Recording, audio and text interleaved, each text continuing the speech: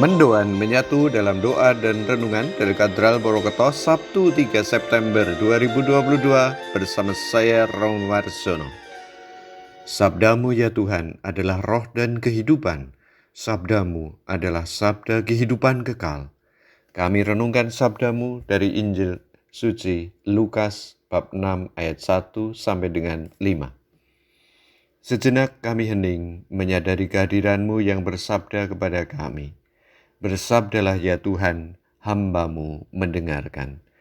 Dalam nama Bapa dan Putra dan Roh Kudus. Amin. Tuhan bersamamu dan bersama rohmu.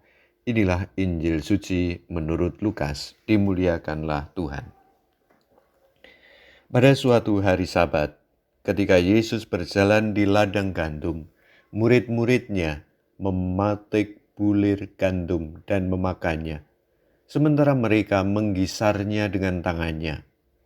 Tetapi beberapa orang Farisi berkata, "Mengapa kamu berbuat sesuatu yang tidak diperbolehkan pada hari Sabat?" Lalu Yesus menjawab mereka, "Tidakkah kamu baca apa yang dilakukan Daud ketika ia dan mereka yang mengikutinya lapar? Bagaimana ia masuk ke dalam rumah Allah dan mengambil roti sajian, lalu memakannya dan memberikannya kepada pengikut-pengikutnya, padahal roti itu tidak boleh dimakan kecuali oleh imam-imam."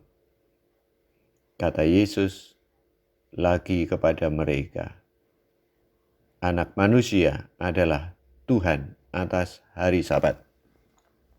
Demikianlah sabda Tuhan. Terpujilah Kristus. Mengapa kamu melakukan sesuatu yang tidak diperbolehkan pada hari Sabat? Saudari-saudara yang terkasih, salah satu larangan dari hukum Sabat adalah bekerja memetik gandum dengan sabit.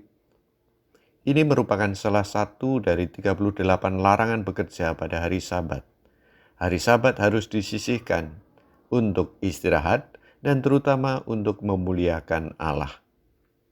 Dalam kitab Keluaran bab 34 ayat 12 dinyatakan bahwa sepanjang hari seluruh anggota keluarga, hewan, dan orang asing yang tinggal dalam rumah keluarga dilarang melakukan pekerjaan apapun termasuk panen. Orang Farisi menganggap murid Yesus yang memetik bulir gandum dengan tangan sama dengan memanen dengan sabit. Padahal dalam kitab Ulangan bab 23 ayat 25 dinyatakan bahwa orang diizinkan memetik gandum pada hari Sabat dengan tangan bila mereka lapar. Tangan tidak digunakan untuk melakukan kegiatan yang dilarang karena kedua tangan hanya digunakan untuk memetik dan memisahkan gandum dari sekam. Yang dilarang adalah memegang sabit dan mengayunkan tangan ke arah tanaman gandum dan memanen milik orang lain yang disetarakan dengan pencurian. Dalam kasus para murid Yesus, mereka memetik dan makan biji gandum dengan tangan tanpa alat panen. Jadi, mereka tidak melakukan pelanggaran hukum kerja di hari yang disucikan Allah.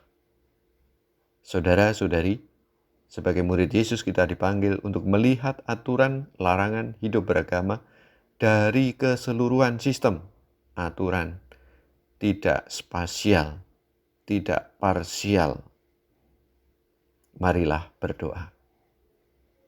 Tuhan, dalam hidup bersama, kami menemukan berbagai macam aturan tertulis dan tidak tertulis. Curai kami dengan Roh Kudus-Mu, agar kami mampu menangkap maksud sejati dari adanya aturan tersebut, yakni demi keharmonisan dan kesejahteraan bersama. Demi Kristus Tuhan dan pengantara kami. Amin. Marilah mohon berkat Tuhan. Tuhan bersamamu dan bersama rohmu. Semoga Allah yang Maha Kuasa memberkati kita sekalian, Bapa dan Putra dan Roh Kudus. Amin. Selamat beraktivitas, Tuhan memberkati. Salam mendoan.